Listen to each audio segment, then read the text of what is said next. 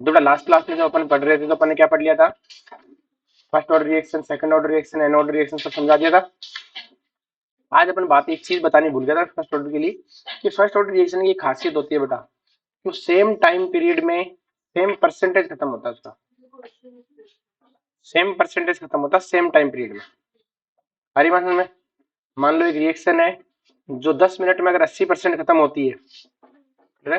तो उतने टाइम में अगर मान लो जैसे आपके पास ऐसे लिखा हुआ है कि आपके पास एक रिएक्टेंट है वो प्रोडक्ट में कन्वर्ट हुआ, टाइम टी इक्वल टू 0 पे इसके 10 मोल थे, time t equal to T1 पे इसका मतलब 80% खत्म हो गया। कितना हो गया? 10 मिनट पे इसका 80% खत्म हो गया, या T1 बोल देते हैं। किसी time t equal to T1 पे इसका कितना परसेंट खत्म हो गया? 80%। और अगर 80% खत्म हो गया तो बचेगा कितना? 2। तो आप इसके लिए क्या लिखोगे? के T1 इक्वल टू 2.303 log 10/2। अगर एक दूसरी रिएक्शन, मतलब यही रिएक्शन है, रिएक्टेंट टू प्रोडक्ट है, लेकिन अगर इनिशियल कंसेंट्रेशन आपके पास 5 थी, कितनी थी? 5। किसी time two equal to T1 पे इसका x बचा, टाइम सेम है, टाइम है सेम, यहाँ पर भी T1 और यहाँ पर भी, तो के T1 इक्वल टू क्या आएगा? 2.303 log I/x। अब आपको पता है कि सेम टाइम है तो के टी वन दोनों तरफ सेम है, और ये सेम है, इसका मतलब है इन दोनों को सेम होना पड़ेगा। 10/2 इक्वल टू 5/x होना पड़ेगा कि नहीं पड़ेगा? बोलो कितना आएगा बेटा? 5। तो x इक्वल टू कितना आएगा? 1। x कितना आया? और x अगर आपका 1 आया, इसका मतलब कितना परसेंट खत्म हो गया बेटा? 80%। 5 का 80% कितना होता है? 4। तो 4 खत्म हो गया। कितना खत्म हो गया बेटा? 4। तो हमें यहाँ से क्या सीखने को मिला कि सर फर्स्ट ऑर्डर रिएक्शन के लिए सेम टाइम पीरियड में सेम परसेंटेज खत्म होता है। सेम है, सेम अमाउंट नहीं बोला है मैंने, सेम परसेंटेज खत्म होता है। अब देखो मुझे अगर कह दे कि 10 से 2 होने में टाइम लगा 10 मिनट, तो बताओ 10 मिनट में 5 से 10 मिनट में 5 का कितना बचेगा? कितना परसेंट गया? उतने परसेंट यहाँ गया। जैसे मैं कह देता कि रिएक्टेंट से product time t equal to 0 पे ये 20 था, तो बताओ time t equal to T1 पे कितना होगा? 80% गया। तो 20 का 80% कितना होता है? 16। 16 होता है, 16 गया, बचा कितना? आगे बात में स्टेटमेंट क्लियर हुआ? हाँ, इस एक का तो गिवन आएगा। मान लो ये लिख दे कि 0 पे इतना था, T1 पे 2 बच गया, तो बताओ जब अगर इनिशियल 20 थी तो T1 पे इसका कितना बचेगा? तो देख लो इसका कितना परसेंट गया? 80% गया, तो इसका भी क्या जाएगा? 80%। सेम। हाँ टाइम इक्वल, वो तो भूलेगा ना बेटा, नहीं बोलेगा तो कैसे पता लगेगा? तंत्र मंत्र थोड़ी पढ़ा रहे हैं। इस खुद से हम करके सोचो टाइम इक्वल था कि नहीं था। तो लिखो in first order reaction, in first order reaction note बना के लिख लेना। In first order reaction, in first order reaction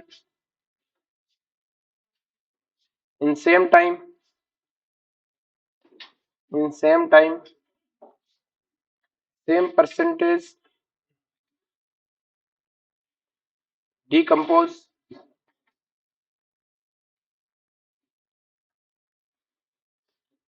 और सेम रिएक्शन, मतलब एक ही रिएक्शन के लिए बेटा सेम परसेंटेज क्या होता है बेटा? डिकम्पोज होता है। क्लियर है?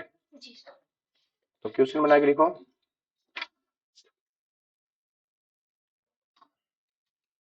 For a reaction, for a reaction those initial concentration is 40, for a reaction those initial concentration is 40, after 10 minute, after 10 minute amount of reactant is 4 mole per liter, 4 mole per liter. If initial concentration is 50, if initial concentration is 50, then find out remaining amount of reactant, then find out remaining amount of a reactant after 10 minute. Clear है भाई? इसका लेके कितना था बेटा? 40 था और 34 बचा है, मतलब 36 गया। कितना परसेंट गया बेटा? कितना परसेंट कंज्यूम हो गया? 90% कंज्यूम हो गया। तो 50 का भी कितना परसेंट भाई? इनिशियली उसने कहा कि 50 था, तो 90% कंज्यूम हो जाएगा। बचेगा कितना बेटा? 5। 50 का 90% कितना होता? 45। वो तो गया, बचा कितना? 5। आगे समझ में? चलो जी, हेडिंग लगाओ बेटा, इफेक्ट ऑफ टेम्परेचर।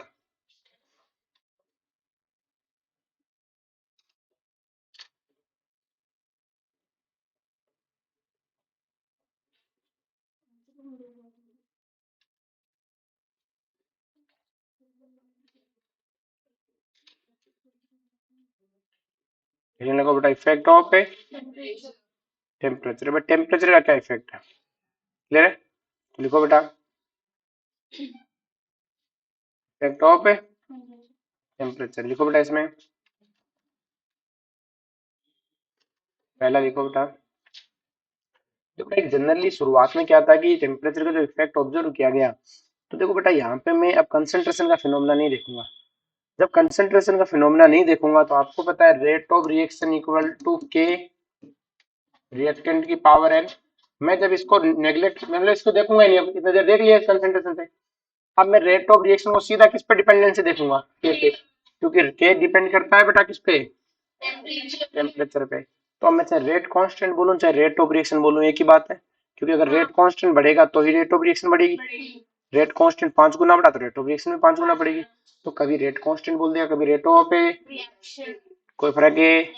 कंसंट्रेशन में अलग अलग बात होती है। कंसंट्रेशन बढ़ने पे ये बदलता, ये बदलता ही। लेकिन अब टेम्परेचर से जितना ये बदलेगा उतना ये बदलेगा। तो मैंने कहा रेट ऑफ रिएक्शन 5 गुना हुई, मतलब रेट कांस्टेंट 5 गुना हुआ। क्योंकि टेम्परेचर से तो कंसंट्रेशन को तो मैं वो कर ही नहीं रहे ना, यूज नहीं कर रहे, इतने टेम्परेचर का यूज नहीं कर रहे थे। तो जब मैं टेम्परेचर यूज कर रहा हूँ तो मैंने कहा कंसंट्रेशन जितना पढ़ना था पढ़ लिया।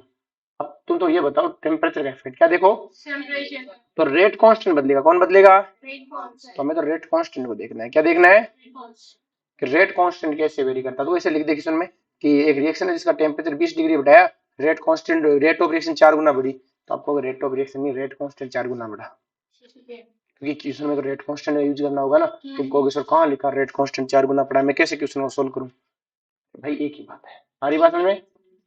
तो लिखो, अब शुरुआती क्या हुआ बेटा? ऑब्जर्वेशन हुआ। शुरुआती ऑब्जर्वेशन मतलब जब एक्सपेरिमेंट हुए, शुरुआती क्या हुआ बेटा?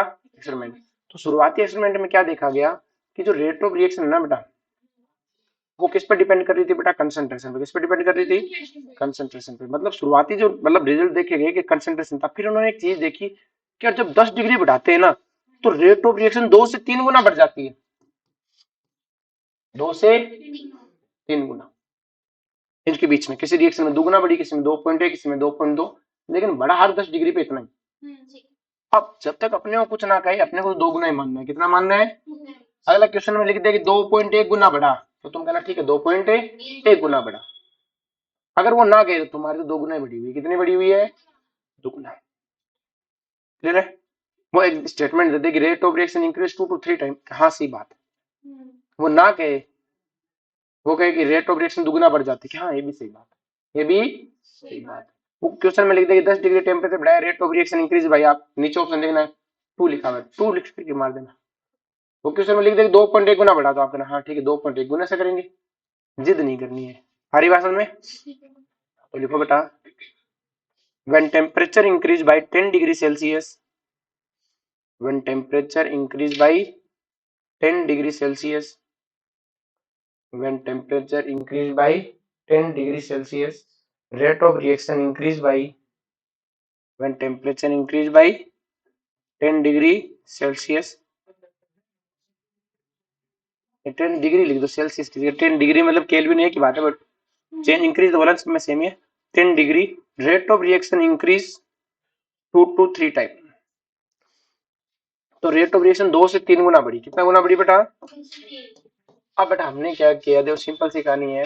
मैंने तुम्हें कहा कि तुम्हारे पास किसी टाइम टी इक्वल, आपके पास टेम्परेचर है और यहाँ पे आपका रेट कांस्टेंट है। मैंने कहा जब टेम्परेचर 5 डिग्री था तो ये 10 ले लेते हैं, 10 का फेयर अच्छा चलता है। हमने कहा जब टेम्परेचर 10 डिग्री था तो रेट कांस्टेंट 5 था, कितना था? तो 20 डिग्री पे कितना होगा रे? 10। अपन दोगुना लेंगे जब तक कुछ ना खाते। 30 डिग्री पर है, 30 डिग्री पर 20, इसका दुगना ना। 40 डिग्री पर है, इसका दुगना। उससे क्या मतलब, अपने 10 डिग्री पे दुगना है ना। 50 डिग्री पर है, 300 डिग्री पर है। तो देखो के टी डैश अपॉन ए के टी इक्वल टू 2 की पावर एन, और एन क्या है बेटा? T1 minus T divided by 10, T1 minus T divided by 10। T1 मतलब, चलो उसको टी इनिशियल फाइनल कर देते हैं, कहानी खत्म कर देते हैं तुम्हारे लिए। T final, T initial,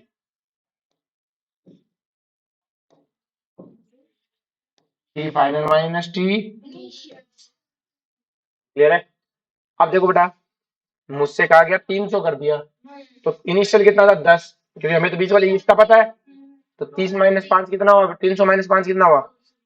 290। Sorry, 300 minus 10 कितना हुआ बेटा? 290। तो कितना आ जाएगा? 29। तो टी फाइनल कितना आ जाएगा? के टी फाइनल कितना आ जाएगा? 2 की पावर के टी इनिशियल, तो के टी फाइनल कितना आ गया? 2 की पावर 29 इंटू 5। हमसे कई बार ये पावर पूछ लेगा, ये लिख देगा 2 की पावर x, तो बताओ x कितना।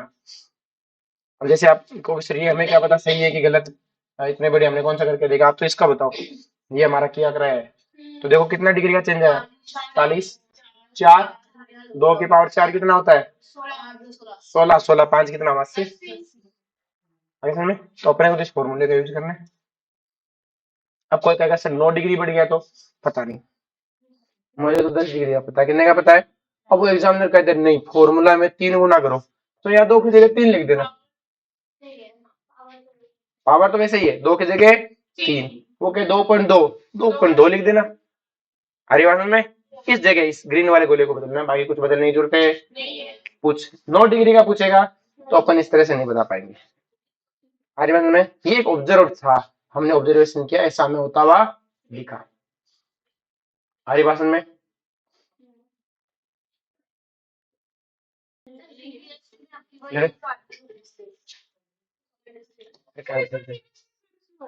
ऐसे बच्चे ऐसे ही ऐसे छोड़ना, तुझे क्या करना है? अरे बात ही नहीं है, छोटे बच्चे हैं, बेचारे अनपढ़ हैं, उनके लिए करना पड़ता है। हाँ जी, क्या लिख लिया अपन ने बेटा? Effect of temperature. अब लोगों में दिक्कत तो यार, क्या 10-10 डिग्री का क्या मतलब है? मैं यार 9 डिग्री बढ़ाना है, 8 डिग्री बढ़ाना है, तो एक आर्यनस नाम का साइंटिस्ट, तो उसने कहा मैं बताऊंगा तुमको, मुझे पता है। तो लिखो आर्यनियस थ्योरी।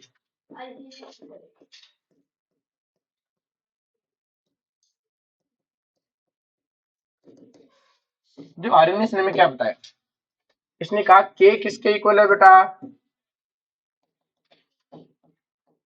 देखो इसको सिंपल सी कहानी, इसने कहा देखो मुझे नहीं पता क्यों हो रहा है, कैसे हो रहा है, लेकिन तुम्हें आंसर चाहिए कि हाँ आंसर चाहिए। क्या आंसर चाहिए? मतलब है कि आम खाओ गुटलियों से, क्या मतलब तुम्हें? ये मेरा फॉर्मूला है, जिस टेम्परेचर पे चाहिए उस टेम्परेचर पे 0.1 डिग्री बढ़ाओगे तब भी आंसर है, 1 डिग्री बढ़ाओगे तब भी आंसर है। इसमें के क्या है बेटा? Rate constant. के क्या है बेटा?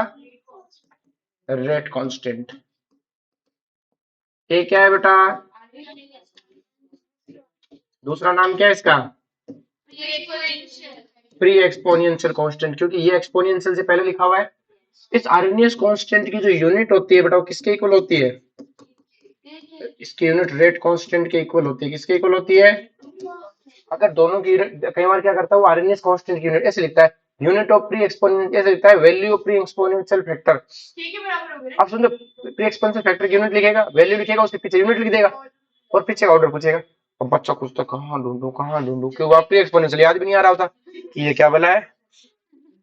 क्लियर है? फिर बच्चा कहता है तो बोनस है, क्लियर है? तो प्री एक्सपोनेंशियल की वैल्यू से क्या मतलब, आप यूनिट देखो, जो इसकी यूनिट है वो रेट कांस्टेंट यूनिट है, दोनों की वैल्यू सेम है नहीं होगी, पर यूनिट तो सेम होगी। ये कौन है बेटा हमारा,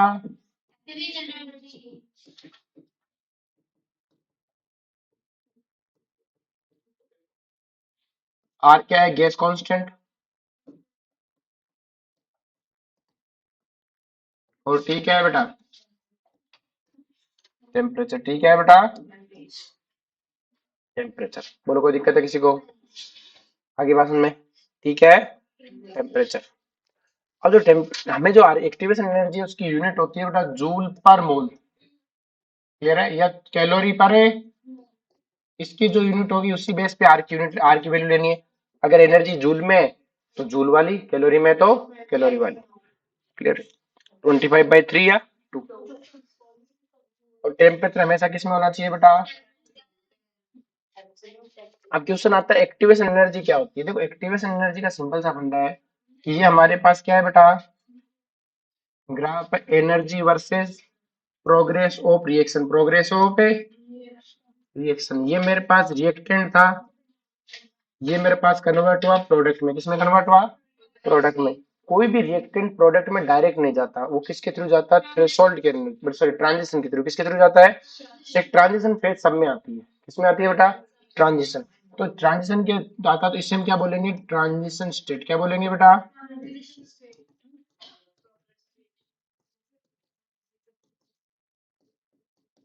रिएक्टेंट सीधा प्रोडक्ट में जाएगा ही नहीं, ट्रांजिशन स्टेट में जाएगा। और इस ट्रांजिशन स्टेट की खासियत क्या होती है कि सर, इसकी खासियत ये होती है इसकी एनर्जी रिएक्टेंट और प्रोडक्ट दोनों से ज्यादा होती है, दोनों से अनस्टेबल होता है।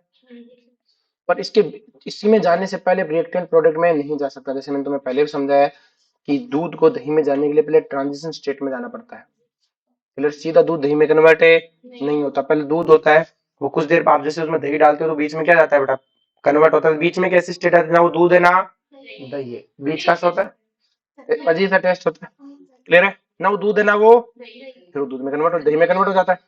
लेकिन एक बार रिएक्शन ट्रांजिशन स्टेट में पहुंच गई फिर तो प्रोडक्ट में पहुंच के ही रहेगा, लेकिन पहले उसका ट्रांजिशन स्टेट में पहुंचना जरूरी है।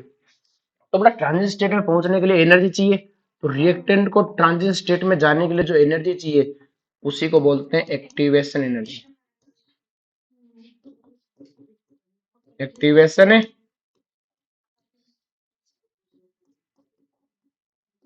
एनर्जी, कि रिएक्टेंट और प्रोडक्ट के बीच में जो एनर्जी डिफरेंस है उसी को क्या बोलते हैं, जैसे प्रोडक्ट और रिएक्टेंट के बीच, ट्रांजिशन स्टेट के बीच में, हाँ वो, लेकिन वो बैकवर्ड रिएक्शन, रिवर्सिबल के लिए इक्विलिब्रियम में पढ़ा था अपन ने। नेक्स्ट वन बेटा, कि बेटा ट्रांजिशन स्टेट की जो टोटल एनर्जी है उसे बोलते हैं थ्रेशोल्ड एनर्जी। क्या बोलते हैं, तो थ्रेशोल्ड एनर्जी क्या है बेटा, एनर्जी ऑफ ट्रांजिशन स्टेट। और एक्टिवेशन एनर्जी क्या है, रिएक्टेंट और ट्रांजिशन स्टेट के बीच की एनर्जी डिफरेंस।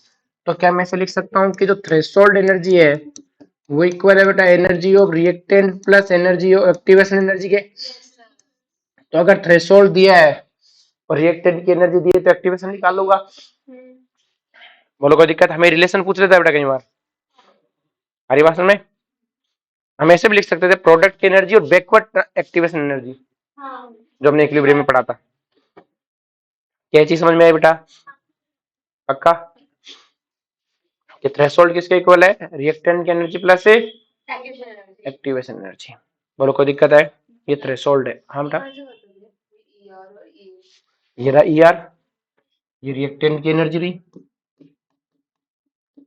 और ये कौन है, एक्टिवेशन एनर्जी। और दोनों का सम क्या है, थ्रेशोल्ड एनर्जी। तो लिखो, थ्रेशोल्ड एनर्जी के लिए लिखो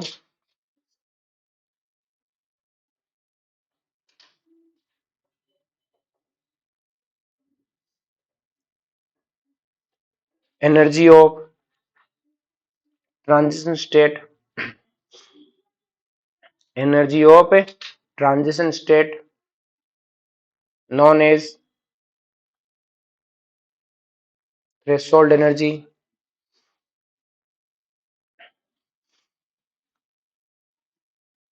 energy of transition state known as threshold energy। लिख लिया? नेक्स्ट लिखो बेटा, energy difference between energy difference between energy difference between transition state and reactant transition state and a reactant known as transition state and a reactant known as activation energy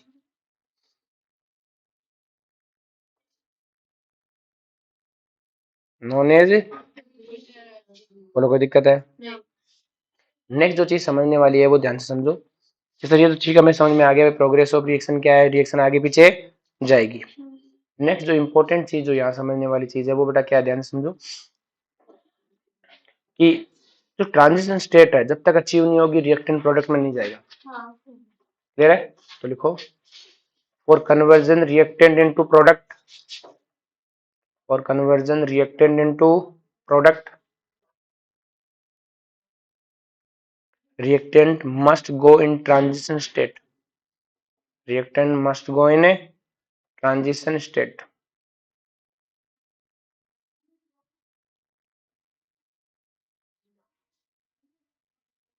reactant को किस में जाना पड़ेगा बेटा? Transition state में जाना ही पड़ेगा। हरी बात में नेक्स्ट देखो ध्यान से, भाई रिएक्टेंट को हर हाल में ट्रांजिशन स्टेट में जाना पड़ेगा, कोई उपाय नहीं है। आई बात में अगर मान लो रिएक्टेंट के पास इतनी एनर्जी है कि वो यहाँ तक पहुंच पाया तो क्या वो ट्रांजिशन स्टेट में जा पाएगा? नहीं जा पाएगा। हरी बात में तो उसे कम से कम कहां तक जाना पड़ेगा बेटा? उससे बिल्कुल थोड़ा भी कम हुआ ना तो भी चलेगा नहीं, बिल्कुल कम भी नहीं चलेगा।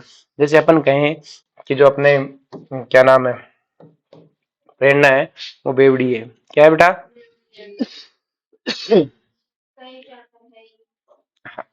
तो अगर मान लो इसने इसके पास क्या है कि हमने कहा कि ठेके पे 110 रुपए का पौवा मिलता है, कितने का मिलता है?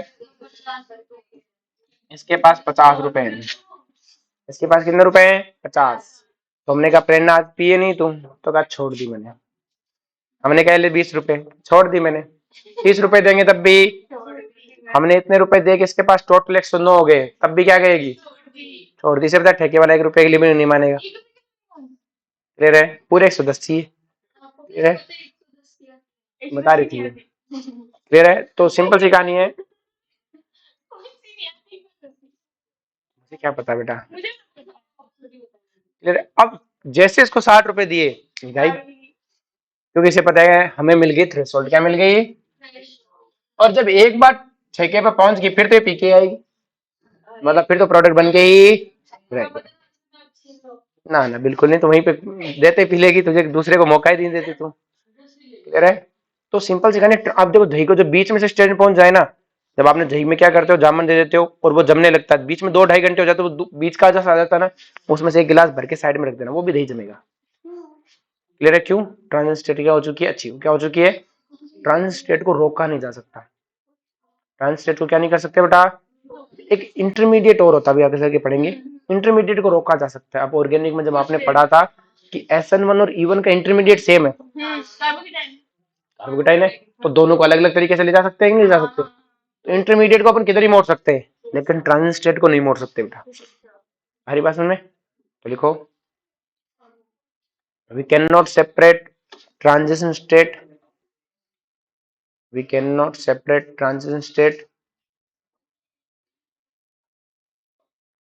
हम ट्रांजिशन स्टेट को क्या नहीं कर सकते बेटा? सेपरेट नहीं कर सकते, मतलब यहाँ पे रिएक्शन को रोक नहीं सकते, ट्रांजिशन स्टेट आगे रोक दो, ऐसा कुछ नहीं। आगे बात समझ में? और ट्रांजिशन स्टेट के लिए मिनिमम ही चाहिए, कम नहीं चलेगा, ज्यादा तो कोई दिक्कत नहीं है।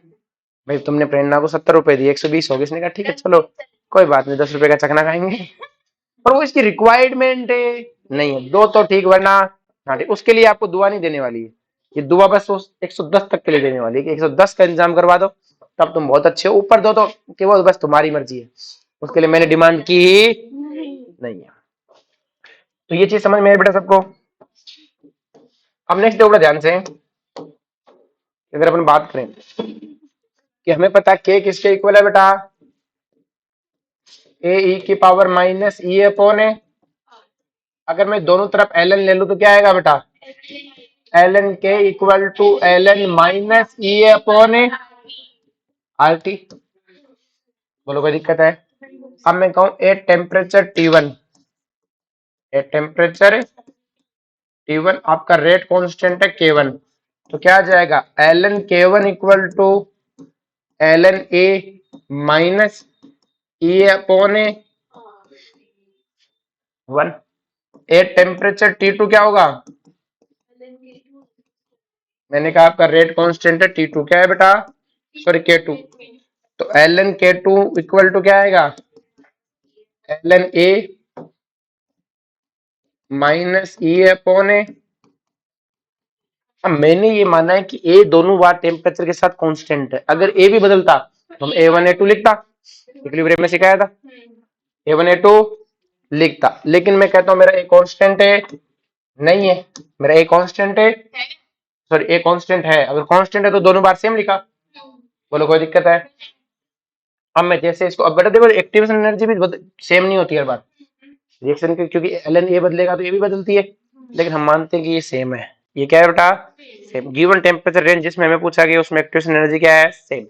ये भी बदल जाती है, क्लियर है? सब बदल जाते हैं, लेकिन हमने कहा बाकी सब सेम रहते, बाकी सब क्या रहते हैं? सेम। तो अगर मैं इसे इक्वेशन 1 और इसे इक्वेशन 2 दूं, और इक्वेशन 2 में से इक्वेशन 1 को क्या कर दूं बेटा? माइनस, तो क्या आ जाएगा बेटा? L n K2 upon A K1, क्योंकि L n K2 minus K1 होगा, minus E upon R T2 plus E upon, तो क्या आ जाएगा बेटा? L n K2 upon A K1 equal to minus E upon R 1 upon T2 minus 1 upon T1, क्योंकि बाहर minus ले लिया, तो क्या आ जाएगा? log K2 upon A K1 equal to minus E upon 2.303 R 1 upon T2 minus 1 upon A. अब हमें क्वेश्चन कैसे आएगा? T1 T2 दे देगा, ये दे देगा, K1 K2 पूछ लेगा, या फिर हमसे पूछेगा कि K1 ऐसे कह देगा रेट 4 गुना बड़ी, मतलब K1 K2 का रेशियो कितना है? 4। T1 पूछ लेगा, T2 पूछ लेगा।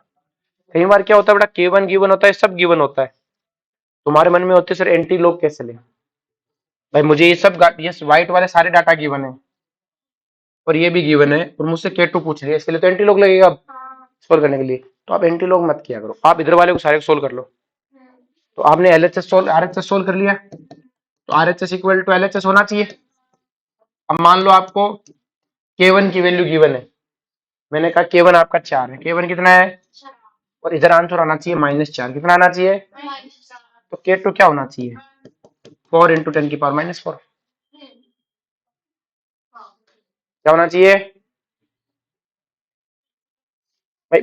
RHS में वैल्यू -4 आनी चाहिए, K1 की वैल्यू 4 गिवन है, तो K2 क्या रखे? कि सर हमें सोचना पड़ेगा, हमें सोचना कुछ नहीं, ऑप्शन देखने, आप K2 की वैल्यू उठा के रख दो ऑप्शन में से, जैसे उठा के रखोगे 4 से 4 कट गया, सोल्व करने पे LHS इक्वल टू क्या आ जाना चाहिए? RHS। तो पूरा सोल्व करने की जरूरत है, आप इस टर्म को कभी सोल्व ही मत करो, आप हमेशा क्या सोल्व करो बेटा? RHS सोल्व करो, जो वैल्यू आ गई। अब K1 की वैल्यू तो पता है, K2 की वैल्यू उठा के ऑप्शन से पटको, आपको दो ऑप्शन तो वैसे दिख जाएंगे, तो गलत है, इनको दो उठा के पटको, जैसे पटकोगे आपको LHS इक्वल टू RHS आ गया, इसका मतलब वही K2 की वैल्यू है, तो एंटीलॉग सोल्व करने की जरूरत है, वरना एंटीलॉग सोल्व करना बड़ा टेढ़ा काम है। कोई बात नहीं, छोड़ो, में नहीं आया तो अगला क्वेश्चन कर लिए, क्या टेंशन है? समझ में आ गया बेटा? ये इसका क्वेश्चन भी समझ में आ गया। इसका एक क्वेश्चन कंपैरिजन में आता है, किसमें आता है? कंपैरिजन में। किस सर कैसे? आपको कह देता है कि log K equal to log A minus 5.6 upon T kilo joule. Clear? हमसे पूछ लेता है इसका एक्टिवेशन एनर्जी निकालो, क्या निकालो? तो आप क्या करोगे बेटा? ये log K में, तो आपको पता है कि ln K इक्वल टू क्या है? ln A minus E upon R T, ln में, तो log K इक्वल टू क्या आएगा? log A minus E upon, ये आएगा। इसका मतलब क्या हुआ कि सर कंपेयर करने पे ये पता लगा E upon 2.303 R equal to 5.6, आगे समझ में? ये निकाल दोगे? आगे समझ में? अगर ये कैलोरी में गिवन होता तो आर की वैल्यू कैलोरी में ले लेते, ये कैलोरी में आ जाता। अब देखो अगर यहाँ लॉग की जगह एलएन होता तो 2.303 इससे कंपेयर कर देता मैं, तो कंपेरिजन वाला क्वेश्चन समझ में आया। अब वो क्या करता है, बड़ा मस्त गेम खेलता है यहाँ पे ले लेता के, बच्चा सोच के इनवर्स, बच्चा सोचता पता नहीं क्या है, के इनवर्स मतलब टेम्परेचर की यूनिट है, किसकी यूनिट है? तो समझ में आ गया कैसे, कब इसका क्वेश्चन कैसे आता है।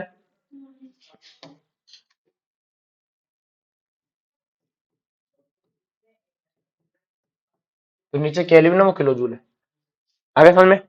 एक तो कंपैरिजन वाला क्वेश्चन है, तो देखना कंपैरिजन इससे करना है, एलएन से करना है कि इसकी लॉग वाले से करना है। आगे समझ में? कई बार इसका कंपैरिजन भी आ सकता है, सब कुछ दे दे, यहाँ से ई ए बाई आर पूछ ले, भाई आपको लिख दे कि इक्वेशन लिख दे L N K two upon K one equal to इसकी वैल्यू रख दे T two minus T one, मुझे ये बताओ कंपेयर करके निकाल दो। कंपेरिजन क्वेश्चन में इसका बड़ा ही फेमस है। आगे समझ में? और न्यूमेरिकल आया तो बता दिया कैसे करना है, सिर्फ आरएचएस सोल्व करना है, एलएचएस सोल्व है। हाँ अगर मान लो के टू के वन दोनों गिवन है तो एलएचएस सोल्व कर दो, ये आ जाएगा। एंटी लॉग नहीं लेना है, क्या नहीं लेना है? एंटी लॉग के पंगे बड़े मुश्किल है। बोलो कोई दिक्कत है इसमें? चले आगे। नेक्स्ट देखो बेटा ध्यान से, इसका ग्राफ आता है, तो l N k equal to क्या है बेटा, l N A minus E upon A R T, एक है log k equal to log A minus E upon A 2.303 R T. अगर मैं ग्राफ बनाऊं बेटा इसमें l N k versus 1 upon T में, तो क्या ग्राफ ऐसा ही आएगा बेटा? एल एन के क्या हो जाएगा बेटा इसका intercept, sorry l N A क्या हो जाएगा इंटरसेप्ट, और स्लोप क्या होगा minus E upon R, plus नहीं होगा बेटा माइनस ई अपॉन आर। हमेशा y equal to c plus m x बोला करो, माइनस एम एक्स से नहीं कंपेयर करने पे m को प्लस m को जो कंपेयर करो तो स्लोप क्या दिखेगा माइनस। इसी तरह से इसको लिखूंगा तो क्या हो जाएगा, ध्यान से log के वर्सेस 1 अपॉन टी क्या होगा बेटा, इंटरसेप्ट log ही आएगा, क्या आएगा? कई बार हमसे इंटरसेप्ट ही पूछ लेता है, हम एलन के पे टिक मार देते हैं।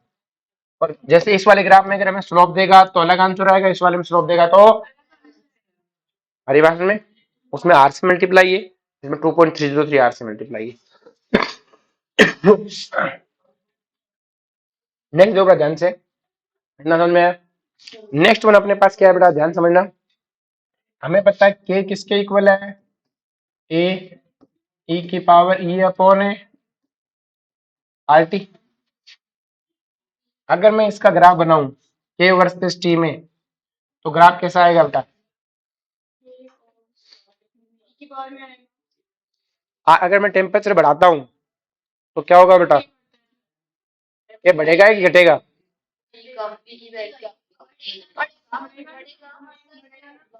टेम्परेचर बढ़ेगा तो क्या बढ़ेगा कि घटेगा? पक्का? तो बताओ कैसे आएगा फिर ग्राफ, एक्सपोनेंशियली बढ़ाऊं कि घटाऊं?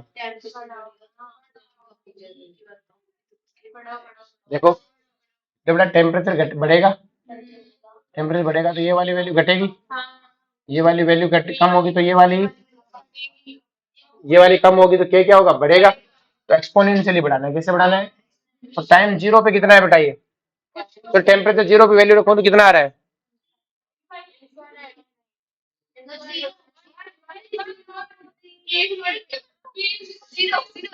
जब जीरो रखूंगा तो क्या होगा, ई की पावर जीरो इनफाइनाइट जीरो,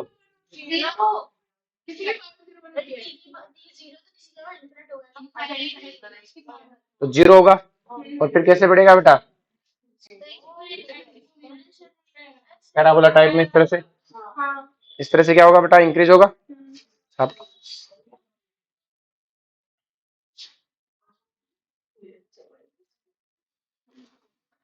लिख लिया बेटा। नेक्स्ट लिखो बेटा, RNA sequence do not follow by RNA sequence do not follow by radioactive decay। By radioactive decay, radio active reaction नहीं फॉलो करती इसे। फर्स्ट ऑर्डर नहीं, फर्स्ट ऑर्डर है पर रेडियो एक्टिव वाली फर्स्ट ऑर्डर नहीं फॉलो करती। कोई केमिकल रिएक्शन की फर्स्ट ऑर्डर वो फॉलो करती है, क्योंकि रेडियो एक्टिव रिएक्शन कोई केमिकल रिएक्शन है नहीं है। केमिकल रिएक्शन नहीं है तो उनकी कोई एक्टिवेशन एनर्जी भी नहीं है। जब कोई एक्टिवेशन एनर्जी नहीं है, ए इक्वल टू ए, ई की वैल्यू जब मैं 0 रख दूंगा तो के तो ए ही है, तो टेम्परेचर को डिपेंडेंट वाई नहीं। आ रही बात में? तो क्योंकि रेडियो एक्टिव रिएक्शन क्या नहीं है बेटा, केमिकल रिएक्शन नहीं है। लेकिन मैं कहूँ फर्स्ट ऑर्डर फॉलो नहीं करती, क्या करती है first order? Chemical reaction follow करती है, लेकिन आपको कुछ रेडियो एक्टिव तो फर्स्ट ऑर्डर है, लेकिन रेडियो एक्टिव वाली फर्स्ट ऑर्डर फॉलो नहीं करती। सारे active radio active reaction first order को फॉलो करती है, लेकिन वो आरएनएस को फॉलो नहीं करती। तो इसका मतलब ये नहीं होगा कि फर्स्ट ऑर्डर ही फॉलो नहीं करती, करती भाई फर्स्ट ऑर्डर। केमिकल रिएक्शन की फर्स्ट ऑर्डर फॉलो करती है, रेडियो एक्टिव रिएक्शन की फर्स्ट ऑर्डर फॉलो, क्योंकि रेडियो एक्टिव रिएक्शन को अपने यूज किया, इसका ऐसा ही तो ऐसा है, लेकिन वो हमारी भाषा में वो आरएनएस इक्वेशन को फॉलो नहीं करती। हमारी भाषा में, क्योंकि वहां कोई एक्टिवेशन एक्टिवेशन नहीं है, ना कोई केमिकल रिएक्शन है वो। तो लिखो radio active reaction not a chemical reaction, radio active reaction are not a, radio active reactions are not a chemical reaction. अगली लिखना बट केमिकल, मतलब नेक्स्ट पॉइंट में आगे लिखना but chemical first order reaction follow Arrhenius equation, लेकिन chemical वाली follow करेंगी। हमारी बात में तो बच्चे के दिमाग में कंफ्यूजन हो जाता है कि अच्छा रेडियो एक्टिव फॉलो नहीं करती मतलब फर्स्ट ऑर्डर फॉलो नहीं करती। हमारी बात में यहाँ तक समझ में आया बेटा? नेक्स्ट हेडिंग लगाओ बेटा कोलिजन थ्योरी ना, molecularity order of reaction complex reaction लिखो, हेडिंग लगाओ कोलिजन थ्योरी।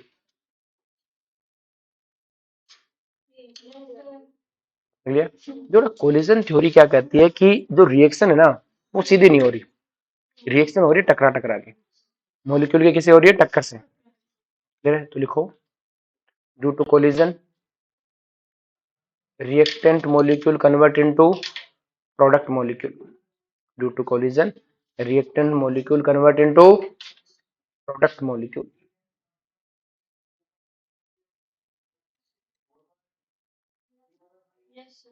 लिख लिया? नेक्स्ट लिखो this theory is based on KTG, this theory is based on KTG. KTG based होने मतलब सब मॉलिक्यूल अपने अपने टक्कर से, मतलब दूसरे से कोई मतलब है नहीं। जैसे मान लो कि प्रेरणा और क्या नाम है कनुप्रिया आपस में सर भिड़ा रही है, तो अलसीपा बीच में नहीं बोलेगी जोर से लगी जोर से लगी, तुम्हारा सर भिड़ाओ कोई दिक्कत है नहीं है अलसीपा इधर डेना के साथ सर भिड़ाएगी, सब अपने अपने में खुश है, किसी दूसरे से लेना देना मतलब एक दो टक्कर को दूसरी से अगली दो टक्कर से कोई मतलब है, सब अपने अपने में खुश। क्लियर है? केटीसी यही तो कहती है कि एक मॉलिक्यूल को दूसरे मॉलिक्यूल से कोई लेना देना नहीं है। तो सब मॉलिक्यूल आपस में कोलिजन से क्या करते हैं बेटा, टक्कर करते हैं, इंडिपेंडेंट टक्कर करते हैं, और किस में कन्वर्ट हो रहे हैं बेटा, प्रोडक्ट में। लेकिन इसने कहा सारे टक्कर काम की नहीं है, कि सारी टक्कर काम की नहीं है मतलब क्या है, हमने फिर से मैक्सवेल डिस्ट्रीब्यूशन ग्राफ बनाया। अब मैक्सवेल डिस्ट्रीब्यूशन ग्राफ में इधर क्या है बेटा, फ्रैक्शन ऑफ मॉलिक्यूल, क्या है बेटा, fraction of molecule dn upon n, dn upon n fraction तो यही हुआ ना। और इधर है बेटा एनर्जी, अब की बार इधर क्या है बेटा, और ग्राफ कुछ ऐसा आया बेटा,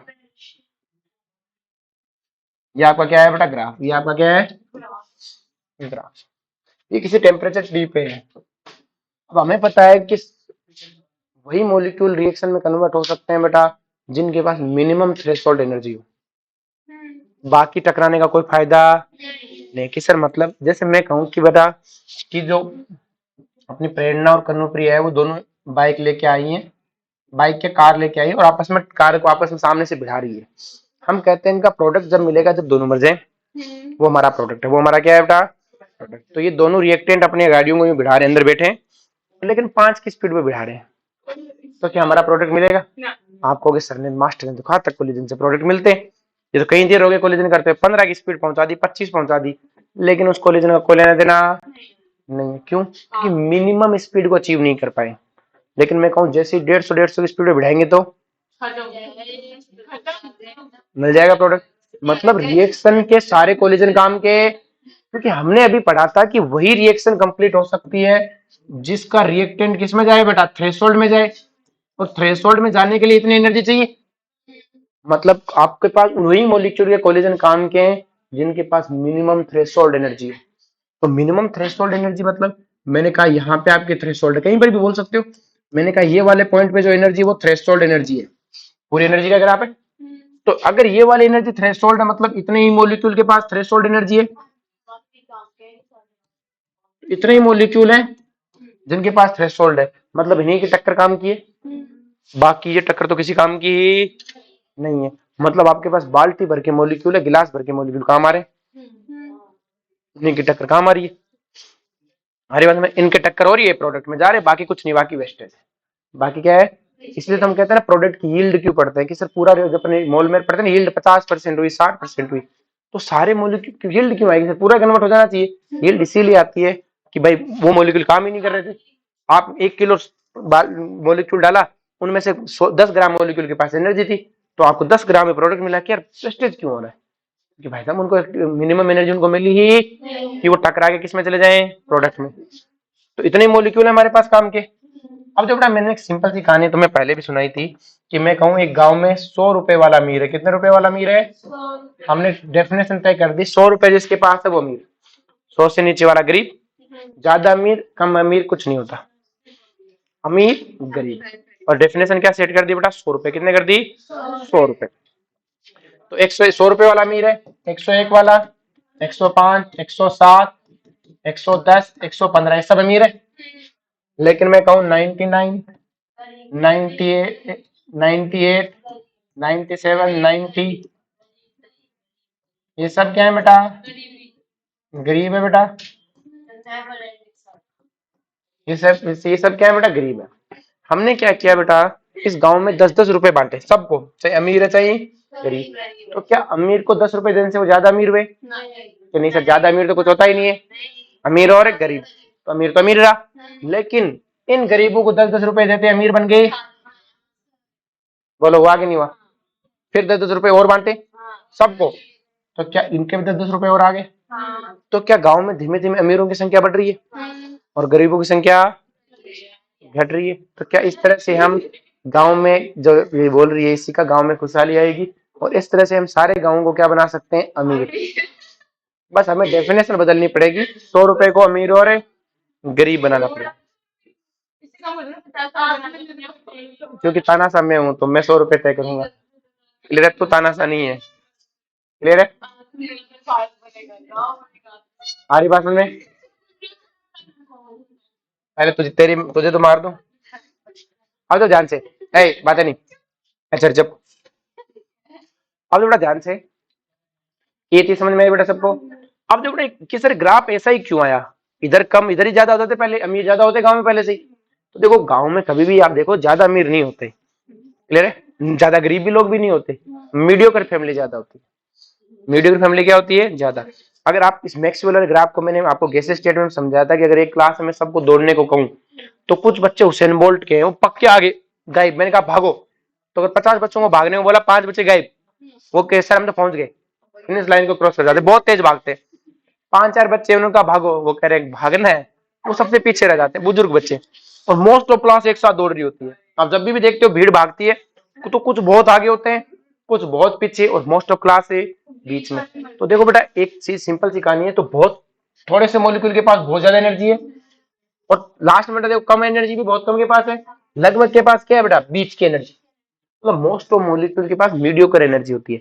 कम एनर्जी वाले मॉलिक्यूल भी कम होते हैं, ज्यादा एनर्जी वाले भी कम होते हैं, ठीक है। मोस्ट ऑफ के पास क्या है, मिडिल क्लास। तो देखो अपने गांव में, अपने आप शहर में भी आप देख लो, लगभग लोग मिडिल क्लास होते हैं, बहुत कम गरीब भी नहीं, बहुत कम होते हैं जिनको एक टाइम की रोटी भी नहीं मिल पाती, वो बहुत कम है।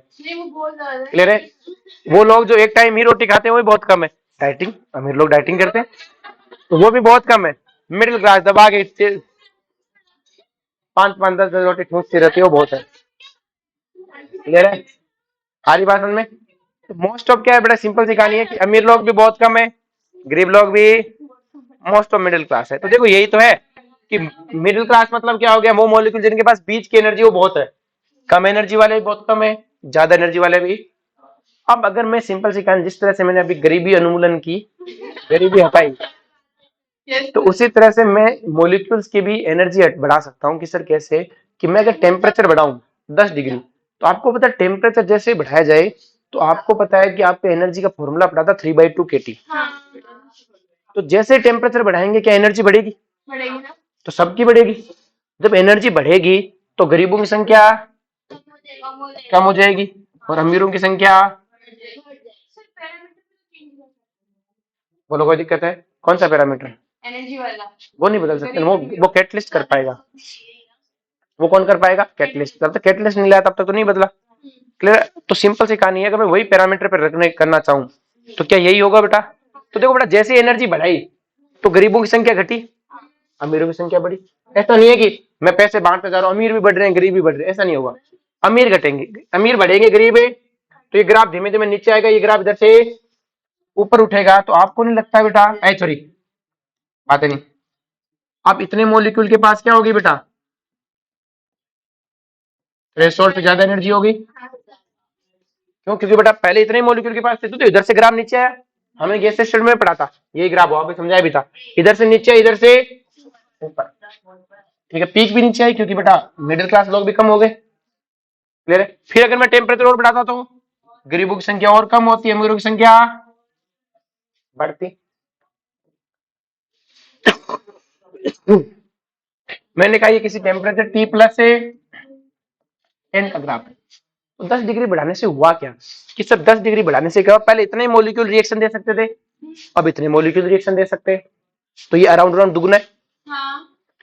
अराउंड अराउंड कितना है? दुगना है, 2 से 3 गुना। तो आपने एक चीज देखी कि हर 10 डिग्री बढ़ाने पे उन मॉलिक्यूल की संख्या बढ़ जाती है, दुगने से या तिगुने से बढ़ जाती है, जिनके पास क्या है बेटा? थ्रेशोल्ड एनर्जी है, और उन्हीं के टक्कर काम की। तो कोलेजन थ्योरी ने हमें समझा दिया कि टेम्परेचर बढ़ाने पे रेट ऑफ रिएक्शन क्यों बढ़ जाती है। आरएनए से समझा नहीं पाया था क्यों बढ़ जाती है। उसने कहा कितनी बढ़ जाती है वो पूछो, आम खाओ, गुठलियों से क्या लेना देना। इसने हमें बताया गुठलियां भी कहाँ है। कि मतलब कि टेम्परेचर बढ़ाने से रेट ऑफ रिएक्शन बढ़ती क्यों है? कि सर रेट ऑफ रिएक्शन इसलिए बढ़ती है टेम्परेचर बढ़ाने से क्योंकि उन मॉलिक्यूल की संख्या बढ़ जाती है जिनके पास मिनिमम थ्रेशोल्ड एनर्जी है। मिनिमम क्या है बेटा? Threshold energy. बोलो कोई दिक्कत है आगे भाषण में? तो अपन क्या लिखेंगे बेटा? लिखो, on increasing the temperature, on increasing the temperature, population of those molecule is increase, population of those molecule is increase, those have minimum threshold energy,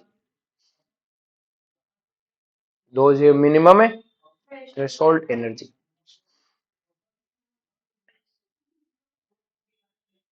तो बेटा जिनके पास थ्रेशोल्ड एनर्जी वाले पॉपुलेशन बढ़ जाएगी तो ऑफ कोर्स ज्यादा टक्कर होंगे, उनके टक्कर काम किए भाई, इन बाकियों के टक्कर तो कोई काम की नहीं, ये टकराते रहे पूरी जिंदगी भर, कुछ नहीं मिलना। आ रही बात समझ में?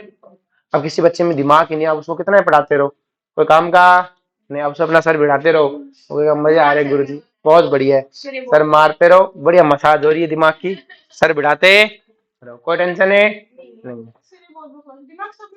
तेरे पास तो नहीं है, प्रूव कर, तेरे पास दिमाग, मुझे क्या पता, वो तू जाने, तेरे पे लगा है ना, सब सबूत तू दे, तेरे पे इल्जाम लगा, तेरे पास दिमाग नहीं है। चलो जी, मुझे क्या पता कैसे प्रूव करते, बेगुना तुझे होना है कि नहीं है? हाँ चलो जी, नेक्स्ट लिखो बेटा, ये लिख लिया बेटा सबने? अब जो बेटा नेक्स्ट हेडिंग लिखो, इफेक्टिव कोलिजन, इफेक्टिव कोलिजन,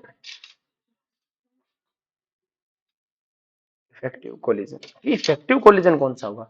कि देखो बेटा ये सारे कोलिजन, जो ये वाले सब कोलिजन तो, लेकिन क्या ये कोलिजन किसी काम के हैं क्या? सर ये कोलिजन काम के, कोलिजन तो यही काम के हैं बेटा, कि सर ये वाले कोलिजन ही काम के, ये जो कोलिजन होंगे उन्हीं से मुझे प्रोडक्ट मिलेगा।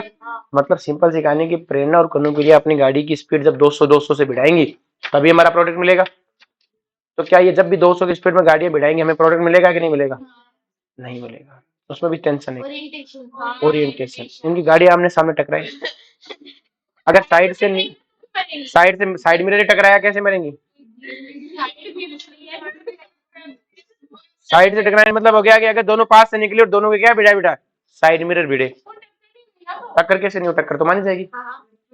और हो सकता है कि ये चार ही उसके पीछे से मारी टक्कर, नहीं मरेंगे, बचने के चांस है, एयर बैग खुल जाएंगे। पीछे से टक्कर हुई ना, सामने सामने जब गाड़ियां टकराती तो अच्छे से होती है। अरे यार में ट्रैक्टर चलेगा नहीं, 25 की स्पीड में टकराता है, कौन मरता है। देख सबको पता है इतना क्लियर है, तेरा दिमाग घुटनों में, सबको पता है, बस ये बोलते नहीं, सोचते कौन मुंह लगेगा। बिना दिमाग वाले से जिद करना बड़ा मुश्किल होता है ना। मुझे तो पता है मेरे पास नहीं है, मैं तो इस बात को मानता हूँ। क्लियर है, तो ये चीज सबको क्लियर हुआ बेटा। तो अब जो बड़ा ध्यान से, इफेक्टिव कोलिजन कौन सा हुआ, कि टक्कर की स्पीड तो होनी चाहिए लेकिन टक्कर सीधी भी होनी चाहिए, मतलब एक डायरेक्शन होना चाहिए। वह नहीं कि आप साइड से टकरा गए, पीछे से कि थोड़ा सा गाड़ी चल रही थी, लास्ट में थोड़ा सा पीछे से थोड़ी सी टकरा गई, उसमें भी मरने के चांस है, मिले ना मिले। मतलब रिएक्शन के साथ मिनिमम एनर्जी तो होनी चाहिए। मैं कहूँ कि ये दोनों आमने सामने टकराई लेकिन 5 की स्पीड से टकराई तो भी कोई काम की नहीं है। मैंने कहा 200 स्पीड से टकराई लेकिन साइड मिरर टकराई, वो भी टक्कर काम की नहीं है। मतलब टक्कर के साथ स्पीड तो होनी चाहिए लेकिन डायरेक्शन भी सही होनी चाहिए। डायरेक्शन भी क्या होनी चाहिए कि सही, मतलब मॉलिक्यूल टकराए लेकिन प्रॉपर ओरिएंटेशन से भी टकराए। किससे प्रॉपर ओरिएंटेशन, मतलब आप सबने SN2 रिएक्शन पढ़ी है। अगर SN2 रिएक्शन में CH3Cl है, उस पे अगर OH माइनस फ्रंट से अटैक करेगा तो क्या कोई प्रोडक्ट मिलेगा? नो प्रोडक्ट, कोई प्रोडक्ट है। लेकिन इसी SN2 रिएक्शन में आपने पढ़ा था एक बैक साइड रिएक्शन है बेटा, ये पीछे से अटैक करेगा, क्या मिल जाएगा? यही है SN2 रिएक्शन में, सेम कहानी E2 रिएक्शन की है। मतलब इन रिएक्शन को एक प्रॉपर ओरिएंटेशन भी चाहिए कि नहीं चाहिए। तो मतलब क्या हो गया इफेक्टिव कोलिजन, कि collision those have minimum threshold energy with proper orientation known as threshold energy, sorry effective collision. बोलो कोई दिक्कत है तो लिखो, collision those have minimum threshold energy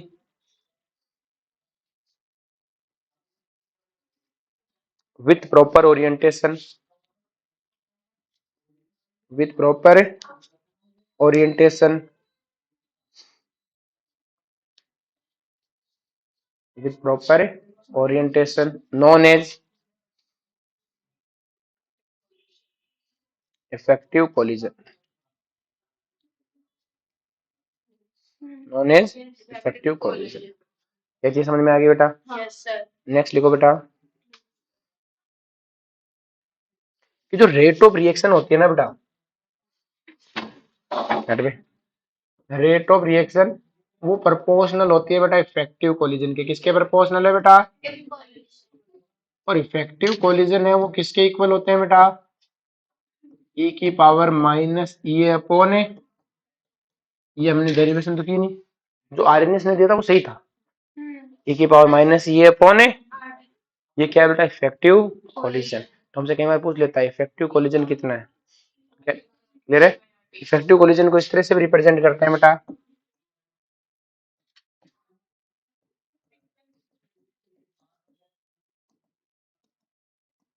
N star upon N. N है टोटल मोलिक्यूल, एन क्या है बेटा?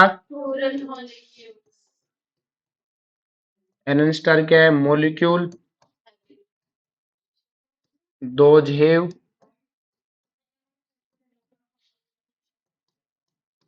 Minimum threshold energy with proper orientation. हमारी बात में तो अगर रेट ऑफ रिएक्शन इसका मतलब किसके प्रोपोर्शनल है? इफेक्टिव कोलिजन के। और इफेक्टिव कोलिजन कितना है बेटा? E की power minus E upon A. जब इसे सोल्व आउट करेंगे तो आएगा constant Z equal to E की power minus E upon A, और Z क्या? कोलिजन है, फ्रीक्वेंसी, और यहाँ पे एक P आएगा, P है प्रोबेबिलिटी फैक्टर। प्रोबेबिलिटी फैक्टर मतलब कोलिजन का डायरेक्शन। भाई आपकी कोलिजन हो जरूरी थोड़ी प्रोबेबिलिटी है, सही हुआ कि नहीं हुआ। हमारी बात सुने, तो अगर मैं इन दोनों की इक्वेशन को कंपेयर करूं,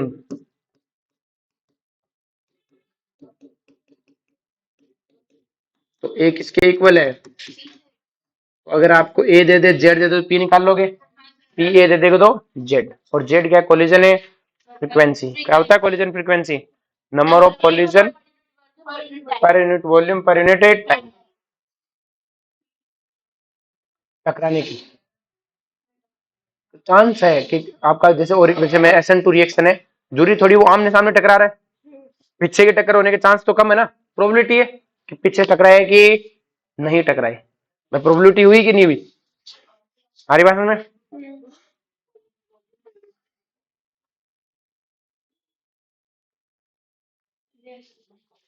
तो पी के लिए लिखना बेटा probability factor,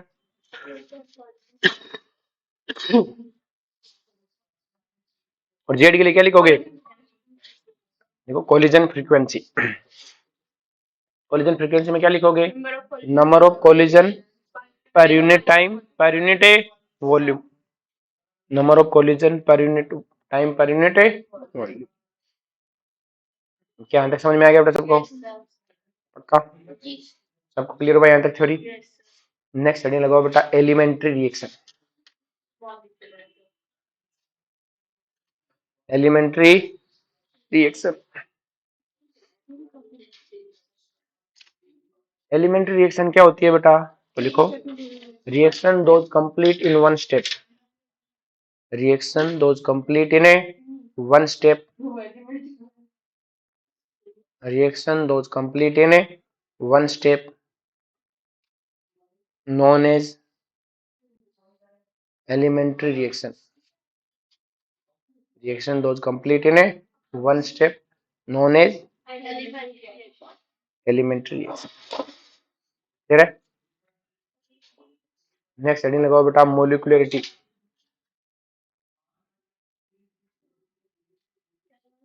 molecularity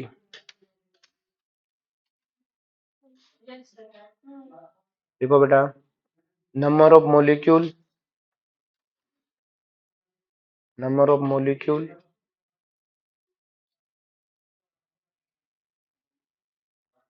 are collide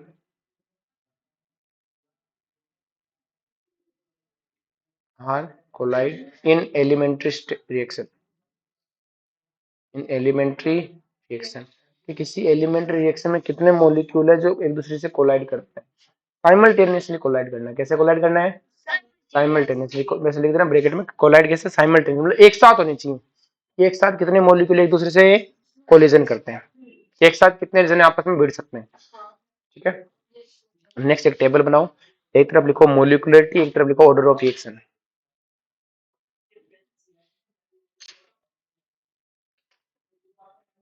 एक तरफ लिखो मोलिकुलरिटी, एक तरफ है ऑर्डर ऑफ रिएक्शन। लिख लिया? चलो जी, तो मोलिकुलरिटी क्या है बेटा? तो लिखो number of collision in elementary reaction, number of collision in elementary reaction, किसी भी एलिमेंट्री रिएक्शन में कितने collision.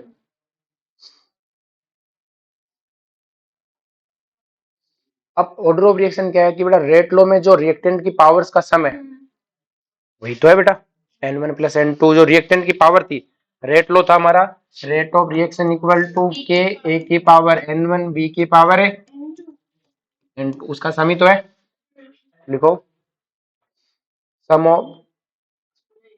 Of reactants power, sum of reactant से पावर इन रेट लो। बोलो कोई दिक्कत है?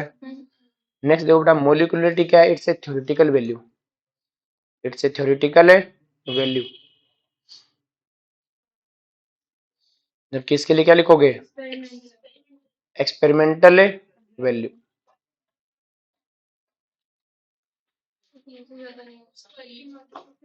अब जो ध्यान से मोलिकुलरिटी के अंदर क्या है बेटा, मोलिकुलरिटी कभी भी है ना बेटा आपकी नॉन जीरो वैल्यू नहीं हो सकती, पॉजिटिव इंटीजर वैल्यू है, नॉन जीरो नहीं है, सॉरी जीरो वैल्यू नहीं है, हमेशा नॉन जीरो वैल्यू है, नॉन जीरो पॉजिटिव वैल्यू।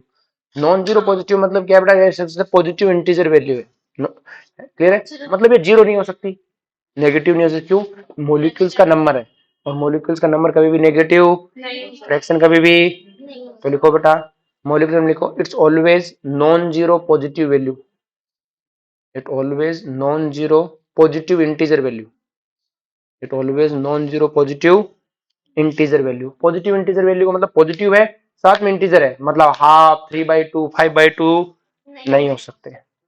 आ रही बात समझ में? बोलो कोई दिक्कत है?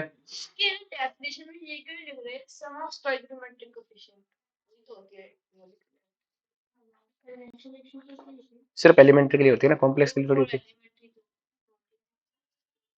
क्लियर है? नेक्स्ट उसमें देखो बेटा, हाँ तो बस वो लिख देना, वही बात है।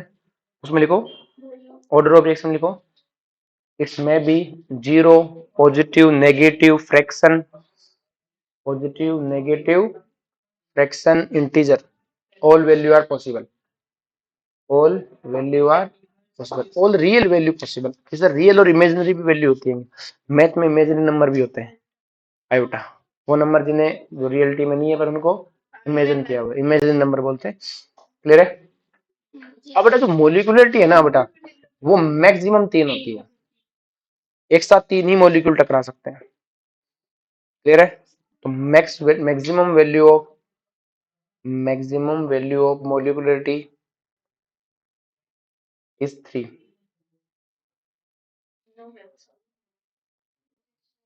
और वहां क्या लिखोगे? ऑल वैल्यू आर पॉसिबल, सारी वैल्यू पॉसिबल है, कोई मैक्स फैक्स से नहीं है। अब जो मोलिकुलरिटी है ना बेटा, वो कॉम्प्लेक्स रिएक्शन की डिफाइन नहीं है। कॉम्प्लेक्स रिएक्शन क्या पढ़ेंगे? तो लिखो, we can not define complete molecularity of complex reaction, we cannot define complete molecularity of a complex reaction, we cannot define complete molecularity of a complex reaction। हम किसी complex reaction की complete molecularity को define नहीं कर सकते। जबकि अगर अपन order of reaction की बात करें तो देखो, वी कैन डिफाइन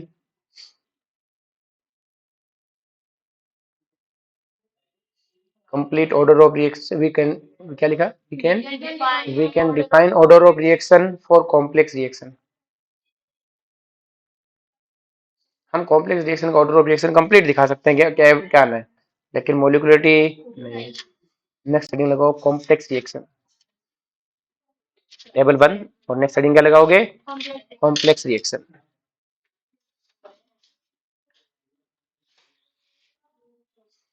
अब कॉम्प्लेक्स रिएक्शन क्या है कि reaction those complete in multi step, reaction those complete in multi step known as complex reaction।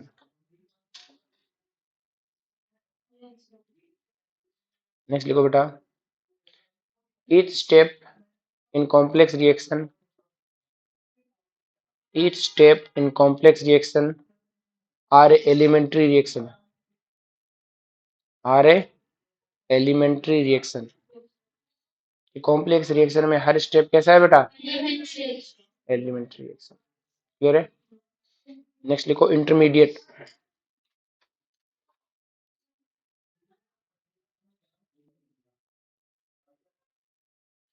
Intermediate, intermediate क्या है बेटा?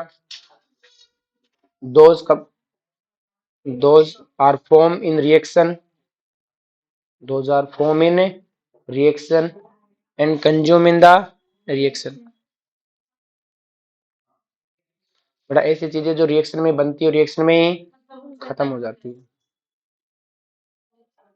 क्लियर है? तो देखो बेटा, अगर मेरे पास एक रिएक्शन है जिसमें मैंने लिखा कि 2a प्लस 3b रिएक्ट करके बनाता है बेटा A2B3, ऐसा लिख दिया, सॉरी,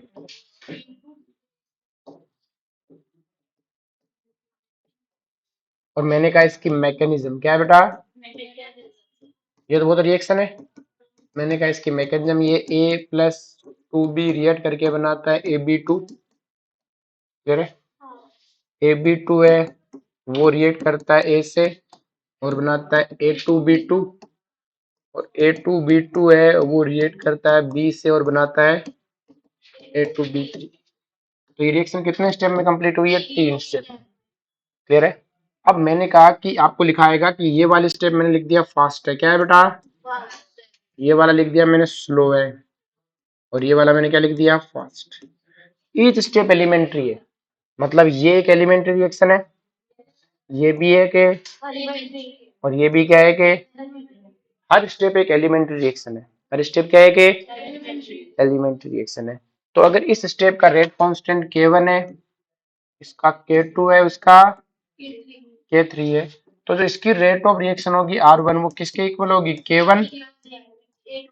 अब देखो बेटा हर स्टेप एलिमेंट्री है, अगर ये एलिमेंट्री है तो मतलब इस रिएक्शन के जो मोलिकुलरिटी है वही ऑर्डर ऑफ रिएक्शन है। मोलिकुलरिटी क्या है, मोलिक्यूल्स का नंबर 1 और 2, तो A की पावर 1 B की पावर है 2, क्योंकि हर स्टेप क्या है एलिमेंट्री, ये स्टेप भी एलिमेंट्री है, तो इसकी रेट ऑफ रिएक्शन क्या होगी बेटा,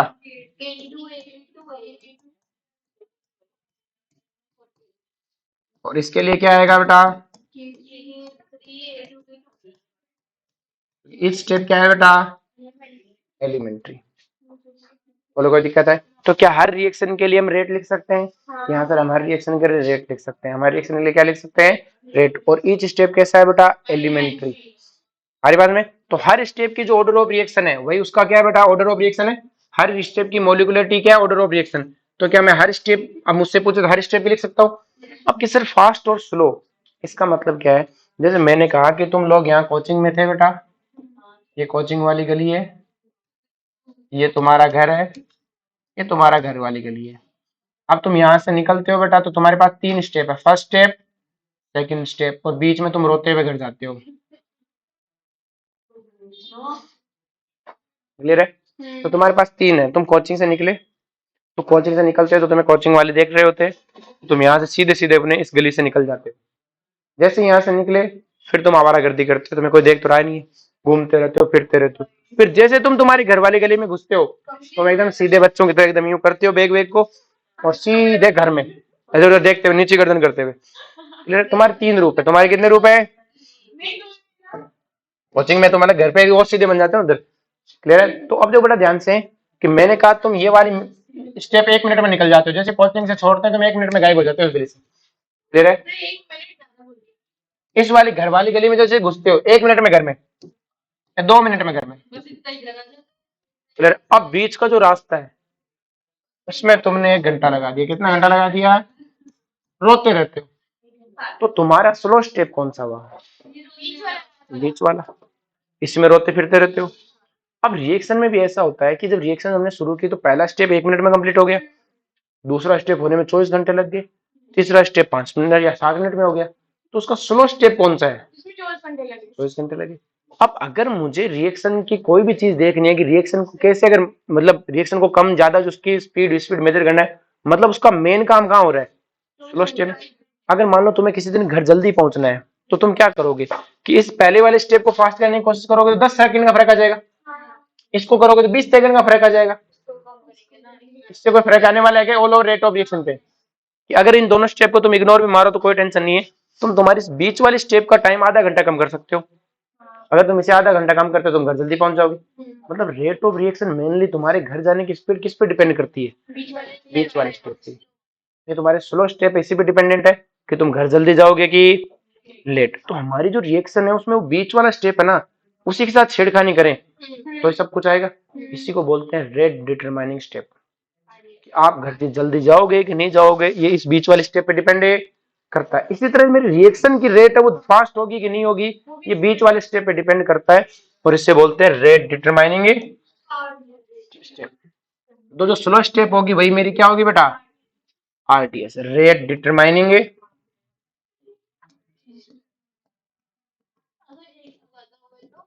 नहीं होगा। तो जो मेरी स्लो स्टेप है वही क्या है बेटा, आरडीएस। क्या है बेटा, आरडीएस, रेट डिटरमाइनिंग स्टेप। तो हेडिंग लगा लेना RDS, slow step in the complex reaction, slow step of the complex reaction, slow step of the complex reaction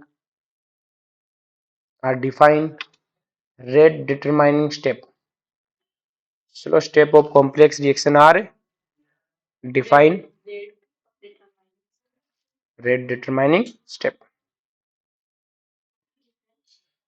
किसी भी कॉम्प्लेक्स रिएक्शन में जो स्लो स्टेप होगा उसी को क्या बोलते हैं बेटा? आरडीएस। बोलो कोई दिक्कत है? Rate determining step. ये बात समझ में आ गई बेटा?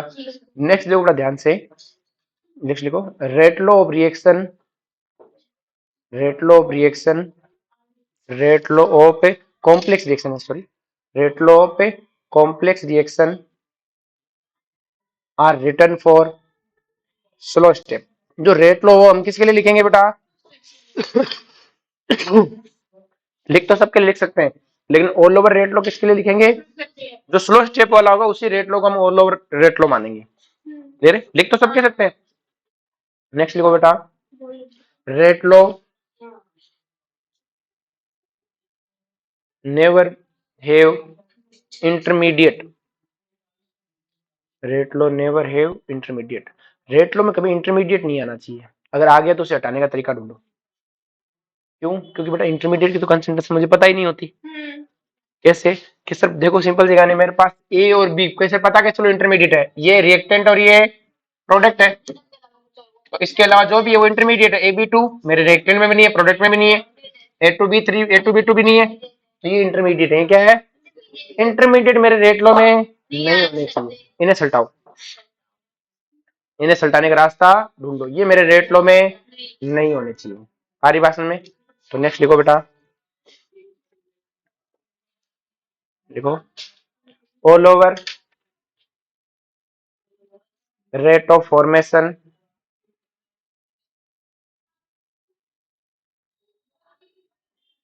and rate of disappearing, rate of formation and rate of disappearing of intermediate are equal। जिस स्पीड से बनेगा उसी स्पीड से क्या हो जाएगा बेटा? खत्म। ऑल ओवर तो इसको कोई फर्क है पड़ता ही नहीं है ना बेटा। ऑल ओवर जिस स्पीड से बन रहा है उसी स्पीड से क्या हो जाएगा बेटा? खत्म। जैसे जैसे बनता जाएगा वैसे वैसे प्रोडक्ट में जाता जाएगा। हमारी पास में क्या चीज सबको समझ में आ गई? नेक्स्ट लिखो बेटा केस फर्स्ट,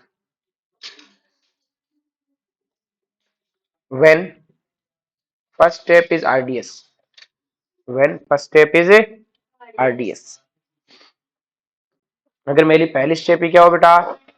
RDS हो। जैसे हमारे पास एक रिएक्शन है जिसमें 2A प्लस 3B रिएक्शन करके बनाते A2B3, तो मैंने कहा A प्लस 2B रिएक्ट करके क्या बनाता है बेटा? AB2 sorry AB2 plus A react करके बनाते हैं बेटा A2B2, और A2B2 प्लस B रिएक्ट करके बनाते हैं A2B3। मैंने कहा ये आपकी स्लो स्टेप है, ये आपकी फास्ट स्टेप और ये आपकी फास्ट स्टेप। तो आप सीधा रेट ऑफ रिएक्शन क्या लिखोगे? स्लो स्टेप से लिखना है, तो rate of reaction equal to क्या लिखोगे? K1, इसको अपन लिख देते हैं K1 K2 और तो आप क्या लिखोगे? K1 AB square. और क्या मेरे रेट लो में इंटरमीडिएट आ रहे हैं क्या? कहानी खत्म। अब देखो इस केस में आपके ऑर्डर ऑफ रिएक्शन और दोनों बराबर नहीं है। देखो ऑर्डर कितना है? 3। मोलिकुलरिटी अगर इसको देखो तो 5 आ रही है। मैं बता रहा हूँ हमें क्वेश्चन में क्या करता है बेटा, वो हमें क्या करता है कि रिएक्शन लिख के देगा और रेट लो लिख के देगा और पूछेगा एलिमेंट्री है क्या। अगर ये एलिमेंट्री होती तो जो ऑर्डर ऑफ रिएक्शन है वो इसके बराबर आता, नहीं आ रहा, इसका मतलब ये क्या है? कॉम्प्लेक्स रिएक्शन है। हाँ वो भी है, लेकिन अगर मुझे दे मान लो सिंपल 3 से ज्यादा ना होते, मैं तो समझा रहा हूँ जो कहानी पकड़, सिंपल 3 से ज्यादा तो वैसे ही बता देगी तू। अगर मान लो 3 से ज्यादा ना होते तो भी पकड़ सकती है कि अगर आपका रेट लो का ऑर्डर ऑफ रिएक्शन और मोलिकुलरिटी के बराबर नहीं आ रहा, इसका मतलब वो कैसी है? कॉम्प्लेक्स है। पकड़ लोगे ऐसे? हमारी बात में बोलो कोई दिक्कत है? अब मुझसे इंडिविजुअल स्टेप के ऑर्डर ऑफ रिएक्शन पूछेगा, मोलिकुलरिटी बता सकता हूँ, लेकिन ऑल ओवर मोलिकुलरिटी कुछ भी नहीं है। लेकिन इस रिएक्शन की all over order of reaction कितना है? 3। All over order of reaction कितना है? 3। मोलिकुलरिटी इसकी कुछ भी नहीं है। ये बात समझ में आई बेटा? पक्का? लेकिन क्या सेकंड लिखो बेटा,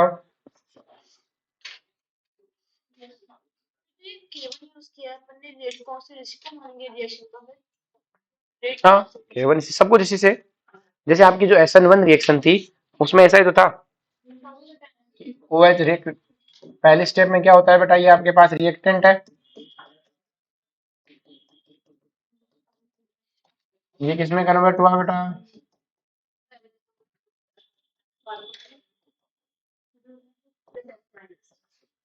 और अगली स्टेप में आपका पास क्या आता है बेटा, न्यूक्लियोफाइल आता है और प्रोडक्ट बन जाता है।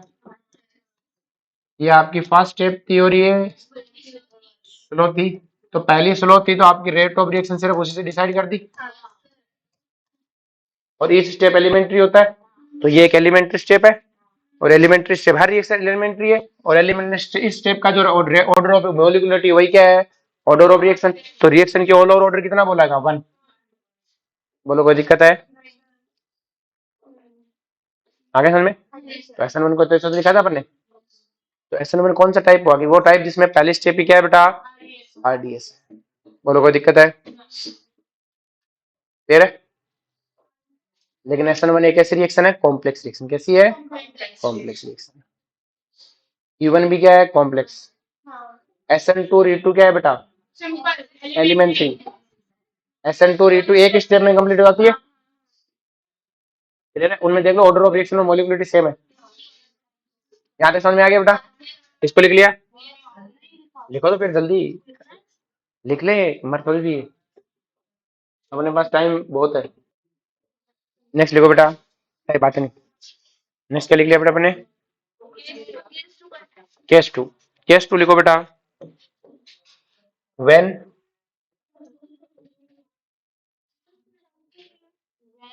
When rate low have intermediate, मतलब पहली स्टेप ये आपकी RDS से नाउ।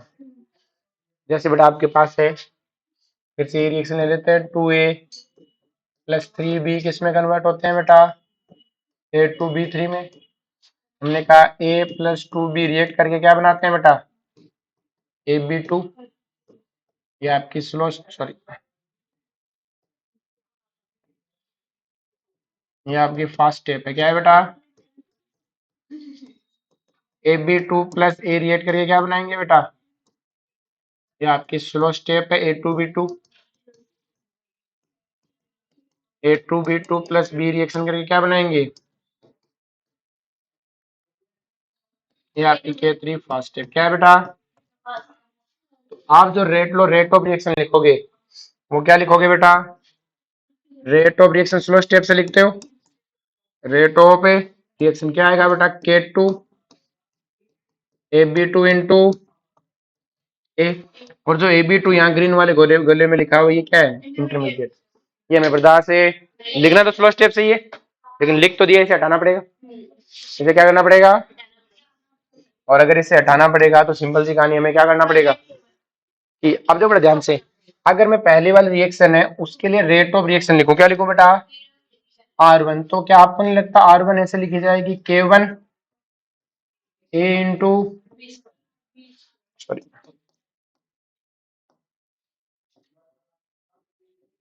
B स्क्वायर आएगा। क्या मैं इसको ऐसे लिख सकता हूँ, क्या रे, DAB अपॉन DT, जो पहली क्लास में पढ़ते आए थे कि rate of reaction equal to DAB2 upon DT equal to -1/2 DB upon DT upon A minus G upon DT, पहली क्लास में कल ही पढ़ा था, कल नहीं लास्ट क्लास में पढ़ा था। बोलो कोई दिक्कत है, नेक्स्ट देखो बड़ा ध्यान से ले सकते हैं।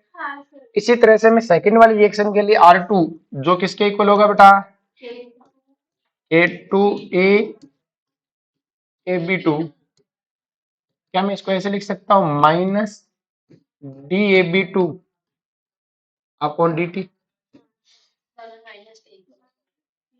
लिख सकता हूँ नहीं लिख सकता, लिख सकता हूँ। और मुझे पता है कि ऑल ओवर फॉर्मेशन और ऑल ओवर डिसअपीयरिंग क्या है, सेम। तो ये तो बेटा फॉर्मेशन और ये क्या है, डिसअपीयरिंग, दोनों बराबर है। अगर दोनों बराबर है तो K1 माइनस क्यों लगेगा, वो डिसअपीयरिंग रेट है ना, तो माइनस के साथ ही बोली जाएगी, K2A AB2, क्लियर है, ऐसे ए कट गया। तो बताओ AB2 किसके इक्वल आ गया बेटा, K1 बाई B का स्क्वायर। और क्या मैं ए बी की वैल्यू उठा के यहाँ रख दूं? फिर और जैसे रखूंगा रेट ऑफ रिएक्शन क्या आ जाएगा? K2 से K2 कट जाएगा, क्या आ जाएगा? K1 है। किस्मत है कि दोनों सेम आ गई। लेकिन स्लो स्टेप के हिसाब से देखा हमने तो ये तो नहीं निकली ना। हमारी बात में बोलो कोई दिक्कत है? चमका छापो से।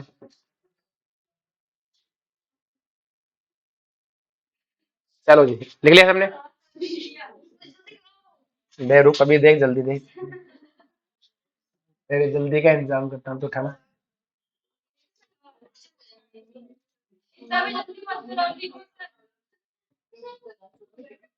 यस पहले लिखो बेटा, if first step have first step is reversible, first step is reversible।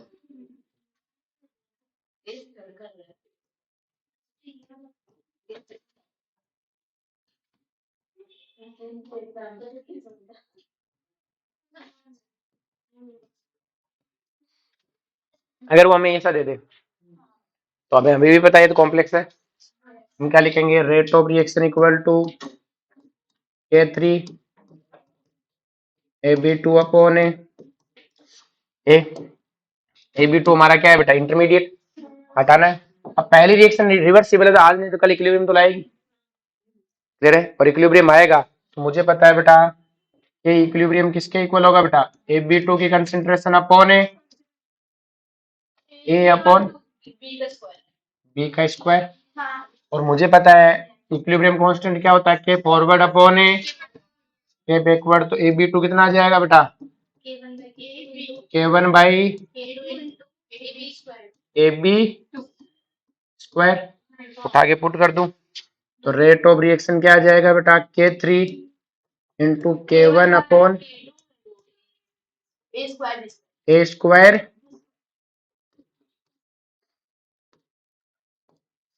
A square B square. Overall order of reaction कितनी आई? 4 बेटा, 4। हमसे जो टोटल ऑर्डर और overall order of reaction पूछ सकता है, हमसे ऑल ओवर रेट कांस्टेंट भी पूछ सकता है। ऑल ओवर क्या पूछ सकता है? Rate constant.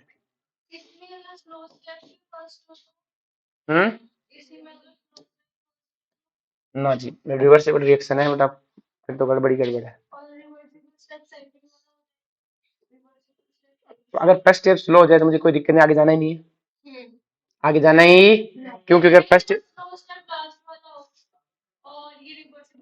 हाँ तो कोई बात नहीं, फिर कॉम्प्लेक्स होती जाएगी, बनाते जाएंगे। पहले इससे AB2 निकालेंगे, इससे जो निकलेगा वो इससे निकालेंगे, निकालते जाएंगे, टाइम लगेगा। तभी तो वो जो आपका order of reaction fraction integer आने लगेगा, लेकिन इतना कॉम्प्लेक्स अपने है नहीं। नहीं एक एग्जांपल और कर ले, मर जाएगी थोड़ी।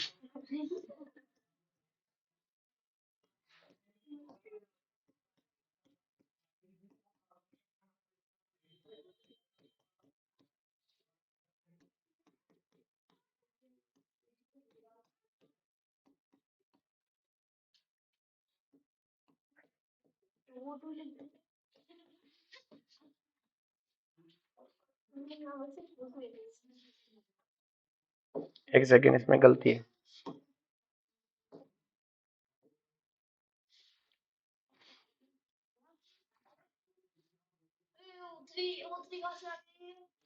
एक मिनट रुक तो जा, रुक जा, कर रहा हूँ ना, एक मिनट रुक। O3 क्यों नहीं? O3 O2 हो जाएगा, उससे एक मिनट रुक।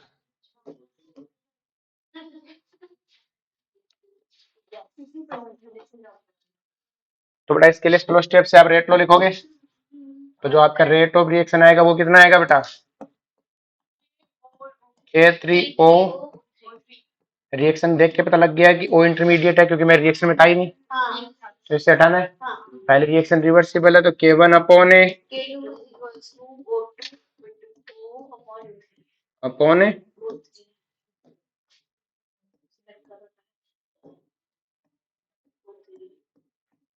वो कितना आ जाएगा बेटा? K1 upon K2। उठा के पुट कर देंगे, rate of reaction equal to क्या आ जाएगा? K1 इंटू O3 का स्क्वायर,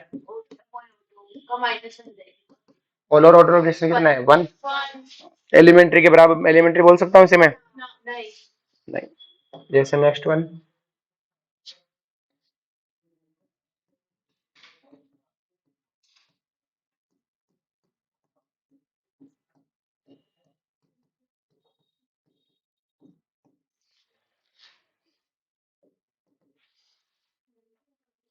गिवन रिएक्शन, चलो पहले वो लिख लो।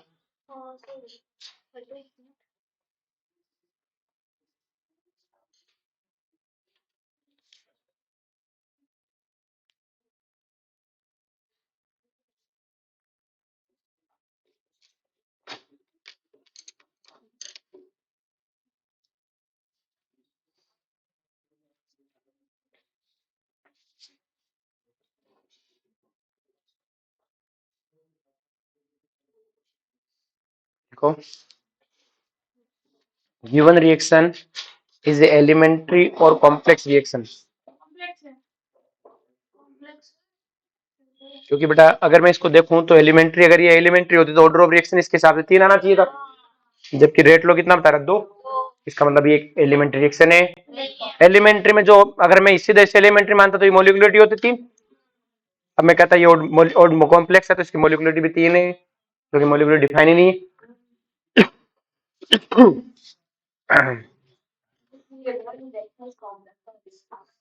और हमसे तो वैसे ही पूछ सकता है, ऐसे लिख दे और पूछे मोलिकुलरिटी ऑफ दिस रिएक्शन, तो क्या बताओगे? क्योंकि हम पहले तो हम कहेंगे कि देखो अगर मैं इसे एलिमेंट्री मानता तो ऑर्डर ऑफ रिएक्शन 3 आना चाहिए था, जो कि नहीं आ रहा, इसका मतलब कॉम्प्लेक्स है, और कॉम्प्लेक्स रिएक्शन की मोलिकुलर डिफाइन ही, ऐसा मत कर देना कि मोलिकुलरिटी तो बता ही सकते हैं 3 है, पहले तय करना कि वो एलिमेंट्री है, अभी बताना। क्लियर है? आई बात में? चलो जी, लिख लिया? अभी रुक जाओ, अभी कहाँ खत्म हुआ है। नेक्स्ट लिखो, यहाँ तक क्लियर हो गया सबको? अब इसमें जो नेक्स्ट पार्ट है वो अपन अलग से पढ़ेंगे, अलग से क्लास लगा के, इसमें अपन पैरेलल रिएक्शन, रिवर्सिबल रिएक्शन भी पढ़ेंगे, ठीक है? मैथ वालों को पढ़ाएंगे, उनको सुनना चाहिए ना, वो साइड में बैठे। क्लियर है? तो मैथ वालों को पढ़ाएंगे, तुम्हें नहीं पढ़ाएंगे। नेक्स्ट अपना पोर्शन कौन सा है बेटा?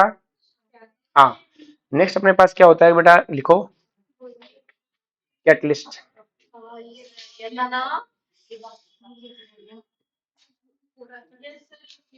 कैटलिस्ट क्या होता है बेटा? जो रेट ऑफ रिएक्शन को अल्टर करे। लिखो, those alter the rate of reaction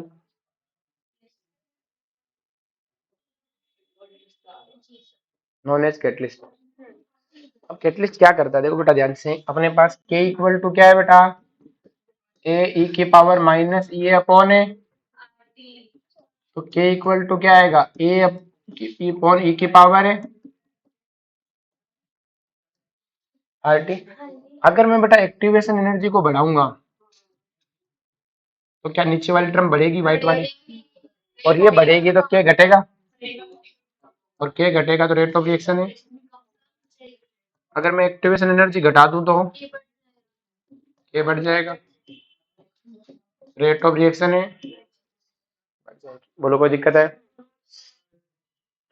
आगे बात सुनने, तो लिखो,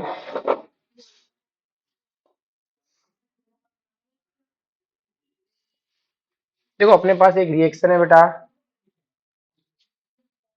जो बिना कैटलिस्ट के इस तरह से हो रही थी, ये रिएक्टेंट से प्रोडक्ट, और ये इसकी क्या थी बेटा,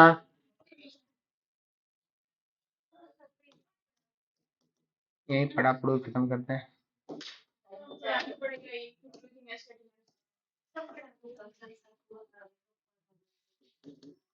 ये हमारी क्या है बेटा, एक्टिवेशन एनर्जी। क्या है बेटा, एक्टिवेशन एनर्जी। अब बेटा कुछ कैटलिस्ट हम क्या करते हैं, कैटलिस्ट डालते हैं तो कैटलिस्ट क्या करते हैं बेटा, इसकी एक्टिवेशन एनर्जी को घटा देते हैं, बाकी कुछ नहीं करते, पाथ बदल दिया। अब एक्टिवेशन एनर्जी को कम कर दिया तो बताओ रेट ऑफ रिएक्शन बढ़ेगी या घटेगी? रेट ऑफ रिएक्शन क्या हो जाएगी बेटा, बढ़ जाएगी। अभी हमारा कितनी एक्टिवेशन एनर्जी चाहिए हमें, इसे हम क्या बोल दिया, एक्टिवेशन एनर्जी पी, मतलब using of positive catalyst, using of, तो पॉजिटिव कैटलिस्ट क्या हो गया बेटा,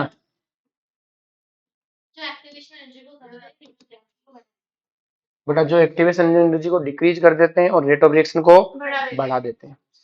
लेकिन अगर मैं इसी को कहूं, अगर मान लो इस तरह से हो जाती तो क्या हमारी एक्टिवेशन एनर्जी यही आती बेटा? ये हमारी एक्टिवेशन एनर्जी आती बेटा। और मैंने इसको लिख दिया एक्टिवेशन एनर्जी एन, क्या लिख दिया? N using of negative catalyst.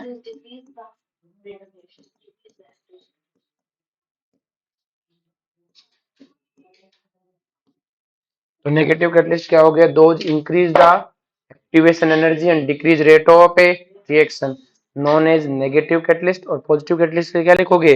Those decrease the activation energy and increase the rate of a reaction known as a positive catalyst. तो बेटा कैटलिस्ट क्या करता है बेटा?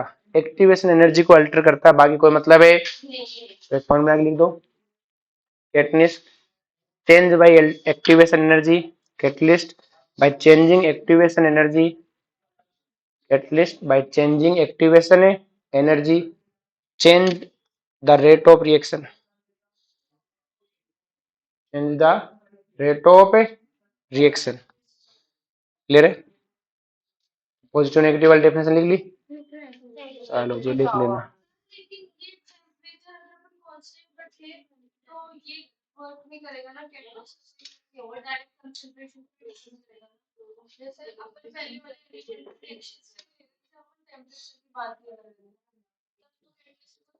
नहीं, कैटलिस्ट का तब भी फर्क पड़ेगा।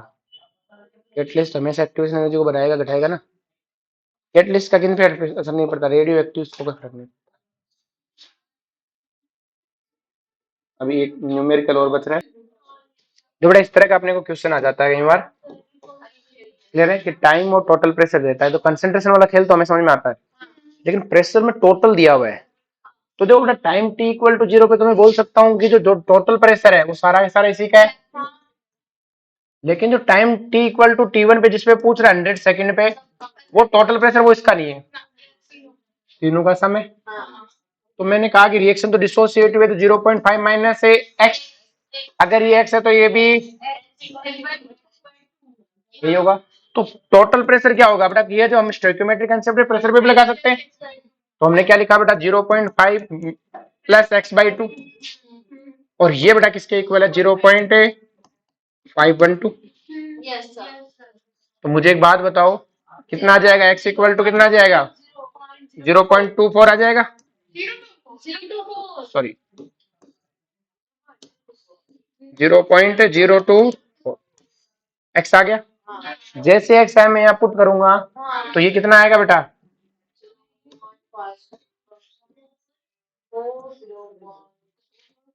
0.476। तो क्या मुझे इनिशियल और फाइनल प्रेशर आ गया?